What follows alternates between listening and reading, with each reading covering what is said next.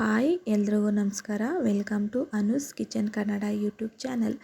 ನಾವಿವತ್ತು ಮಾಡ್ತಿರೋ ರೆಸಿಪಿ ಬಂದು ಮಾವಿನ ಹಣ್ಣಿನ ರೆಸಿಪಿ, ಬೆಂಗಾಲಿ ಸ್ಟೈಲ್ ಹಾಮ್ದೋಯಿ ಅಂತ ಒಂದು ರೆಸಿಪಿ ಮಾಡ್ತಾಯಿದ್ದೀವಿ. ಮಾಡೋದು ಹೇಗೆ ನೋಡೋಣ. 1 ಕಪ್ಪು ಮೊಸರನ್ನ ಒಂದು ಜಾಲರಾಗಿ ಒಂದು ಕಾಟನ್ ಬಟ್ಟೆ ಹಾಕಿ ಅದರಲ್ಲಿ ಹಾಕಿ ನೀರೆಲ್ಲ ಸೋರೋದಕ್ಕೆ ಇಡೋಣ. ಮೊಸರಲ್ಲಿ ನೀರಂಶ ಇರುತ್ತಲ್ಲ ಅದೆಲ್ಲ ಹೋಗಿ ಅದು ಗಟ್ಟಿಯಾಗಬೇಕು ಮೊಸರು. ಅದಕ್ಕೆ ಈ ಥರ ನೀರು ಹೋಗ್ತಾಯಿದೆಯಲ್ಲ ಆ ಥರ ಹೋಗಲಿ ಅಂತ ಒಂದು ಜಾಲರಾಗಿ ಬಿಟ್ಟಿದ್ದೀವಿ. ಇವಾಗ ಇನ್ನೊಂದು ಕಡೆ ಒಲೆ ಮೇಲೆ ಹಾಲು ಕಾಯಕ್ಕೆ ಇಟ್ಟಿದ್ದೀವಿ.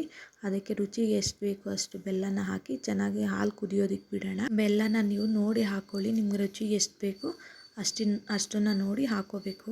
ಬೆಲ್ಲ ಆದರೂ ಹಾಕ್ಕೊಳ್ಳಿ, ಇಲ್ಲಾಂದರೆ ಸಕ್ಕರೆ ಬೇಕು ಅಂದರೆ ಬೆಲ್ಲ ಬೇಡ ಅಂದರೆ ಸಕ್ಕರೆನಾದರೂ ಯೂಸ್ ಮಾಡ್ಬೋದು. ಮತ್ತು ಇವಾಗ 2 ಮಾವಿನ ಹಣ್ಣು ತೊಗೊಂಡಿದ್ದೀನಿ, ಅದನ್ನ ಸಿಪ್ಪೆ ತೆಗೆದು ಕಟ್ ಮಾಡಿ ಇವಾಗ ಅದನ್ನ ಪೇಸ್ಟ್ ಮಾಡ್ಕೋಬೇಕು. ಇವಾಗ ಹಾಲು ಕುದ್ದಿದೆ, ಇವಾಗ ಆಫ್ ಮಾಡ್ತಾಯಿದ್ದೀನಿ, ಅದು ತಣ್ಣಗಾಗಲಿ. ಇದನ್ನ ಮಾವಿನ ಹಣ್ಣನ್ನ ಪೇಸ್ಟ್ ಮಾಡಿಕೊಂಡು ಒಂದು ಬೌಲ್ಗೆ ಹಾಕ್ಕೊಂಡು ಅದಕ್ಕೆ ಇವಾಗ ಅದು ನೀರಂಶ ಎಲ್ಲ ಹೋಗಿ ಮೊಸರು ಗಟ್ಟಿಯಾಗಿತ್ತಲ್ಲ ಆ ಮೊಸರು ಮತ್ತು ಮಾವಿನ ಹಣ್ಣಿನ ಪೇಸ್ಟು ಎರಡು ಸೇರಿಸಿ ಮಿಕ್ಸ್ ಮಾಡ್ತಾಯಿದ್ದೀವಿ ಚೆನ್ನಾಗಿ. ಇವಾಗ ಹಾಲು ಕೂಡ ತಣ್ಣಗಾಗೈತೆ. ಅದನ್ನು ಇವಾಗ ಆ ಮಿಕ್ಸ್ಗೆ ಹಾಲು ಎಷ್ಟು ಬೇಕು ಅಷ್ಟು ನೋಡಿ ಚೆನ್ನಾಗಿ ಸ್ವಲ್ಪನೇ ಹಾಕ್ಕೊಂಡು ಮಿಕ್ಸ್ ಮಾಡಬೇಕು ಚೆನ್ನಾಗಿ. ಇವಾಗ ಮಿಕ್ಸ್ ಮಾಡ್ತಾಯಿದ್ದೀವಲ್ಲ ಅದೇ ರೀತಿ ಈ ಮಾವಿನ ಹಣ್ಣಿನ ಸೀಸನಲ್ಲಿ ಇದನ್ನ ಒಂದು ಸಲನಾದರೂ ಟ್ರೈ ಮಾಡಿ, ತುಂಬ ಚೆನ್ನಾಗಿರುತ್ತೆ.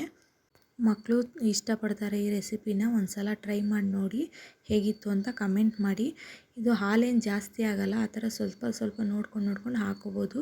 2 ಮಾವಿನ ಹಣ್ಣು, 1 ಬೌಲು ಮೊಸರು ಮತ್ತು 1 ಬೌಲ್ ಹಾಲು ತೊಗೊಂಡ್ರೆ ಕರೆಕ್ಟಾಗಿ ಆಗುತ್ತೆ. ಹಾಲೇನು ಜಾಸ್ತಿ ಏನಾಗಲ್ಲ. ಚೆನ್ನಾಗಿ ಮಿಕ್ಸ್ ಮಾಡಿ ಇದನ್ನು ಬೌಲ್ಗೆ ಹಾಕಿ ಒಂದು 3ರಿಂದ 4 ಅವರ್ ಬಿಟ್ಟು ಇದನ್ನು ತಿಂದರೆ ಟೇಸ್ಟು ಚೆನ್ನಾಗಿರುತ್ತೆ. ಒಂದು ಸಲ ಟ್ರೈ ಮಾಡಿ. ನಿಮ್ಗೇನಾದರೂ ಇದು ತಣ್ಣಗೆ ಬೇಕು ಕೂಲಾಗಿ ಅಂತಂದರೆ ಫ್ರಿಜ್ಜಲ್ಲಿಟ್ಟು 1-2 ಅವರ್ಸ್ ಆಮೇಲೆ ತಿನ್ಬೋದು. ನಾವು ಇದಕ್ಕೆ ಹಣ್ಣಕ್ಕೆ ಕಟ್ ಮಾಡಿರೋ ಸ್ವಲ್ಪ ಬಾದಾಮಿನ ಹಾಕಿದ್ದೀವಿ. Thank you for watching.